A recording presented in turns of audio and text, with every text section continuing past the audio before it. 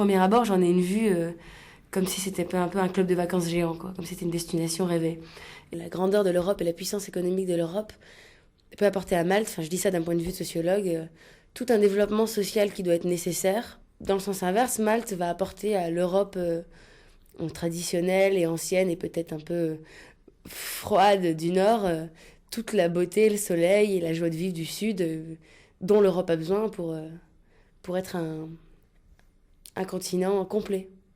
Pour faire mes courses, je suis sûre que d'une chose, c'est que les énormes supermarchés qu'on a chez nous, avec 3 étages et des kilomètres de rayons et 50 marques différentes pour le même produit, à mon avis, il n'y aura pas.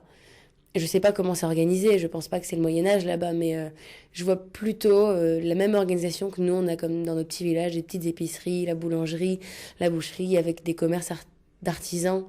Pour les amateurs d'histoire, d'architecture et ceux qui aiment les vieilles pierres, bien évidemment, ils vont être servis en venant à Malte parce qu'on sent très très fortement l'héritage historique. C'est très marqué à Malte. On a par exemple, on sait qu'il y a eu les chevaliers de Malte, de l'ordre de Malte, qui sont venus, donc ordre religieux, qui ont fait bâtir des cathédrales, des forteresses, au Moyen-Âge. Après, on voit par exemple qu'en arrivant à La Valette, on voit toutes les fortifications qui entourent La Valette, c'est les remparts de Vauban, je pense. Je crois que c'est les remparts de Vauban, il faudrait que j'aille vérifier. Et on voit aussi par exemple, je sais que Napoléon est venu à Malte, et Malte a été française pendant 3 mois, en 1798. Et bien sûr, il a laissé des traces au niveau de La Valette et des 3 cités, les anciennes villes autour. Des bâtiments qui ont été abîmés et qui gardent encore les traces de la Seconde Guerre mondiale à Malte. Et tout ça mélangé donne une étrange impression comment dire ça, d'années qui ont passé ici, quoi, et qui ont figé les bâtiments. Pour moi, la ville de La Valette, qui est la capitale, est une ville, pour moi, une ville débordante d'activités. Toujours du monde, toujours du bruit, sauf bien sûr entre midi et 4 heures à peu près, parce que là c'est mort, c'est l'heure de la sieste des Maltais. Mais sinon, en dehors de ces heures de fermeture, la ville est toujours très très active, avec des toutes petites rues, beaucoup de rues qui descendent, qui montent, assez étroites, assez comme moi je m'imaginais les rues de la Sicile. Et donc ce mélange entre la tradition sicilienne, maltaise, italienne, donc de ces petites rues, de ces balcons et de ces petits marchés un peu partout qui fleurissent. Et à côté de ça, l'héritage anglais qu'on voit toujours, bien sûr des gens qui roulent à gauche s'il y a des rues à double sens.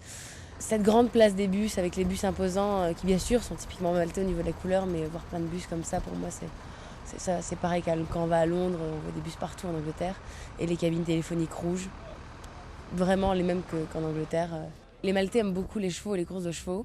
Et donc, on voit toujours des chevaux avec des carrioles attachées et donc un jockey derrière, comme l'espèce de trotteur qu'on peut voir chez nous, mais en plus rudimentaire, bien sûr, ici.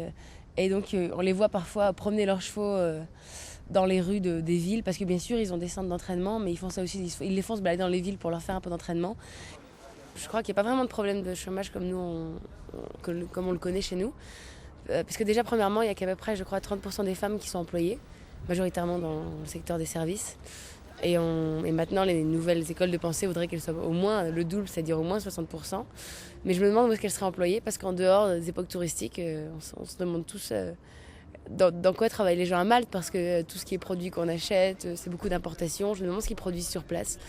Mais bon, quoique, truc marrant, c'est qu'on fait moi, je fais souvent mes courses dans un espace de supermarché local. Et contrairement à chez moi, un supermarché où c'est impossible de trouver quelqu'un qui travaille sur place à part les caissières, là-bas, dans un petit truc qui fait 10 fois moins grand que les énormes hypermarchés qu'on connaît chez nous, ils sont une vingtaine, peut-être une fois on en a recensé 22, sans les caissiers et caissières, à travailler dans le magasin. Ils peuvent être 4 à sortir du carton des objets, à les mettre dans les étagères. Attention, à un rythme maltais, une boîte, on discute, une boîte, on discute. Moi, quand je viens pour faire par exemple peser mes fruits et légumes, je suis venue une fois avec 4 sachets. Donc on m'en a pesé un, puis après on s'est arrêté, puis on a discuté 10 minutes avec son collègue, puis les 3 autres, ils attendaient. Mais bon, moi j'ai pris le rythme, moi j'attends, je regarde, je discute avec mes amis.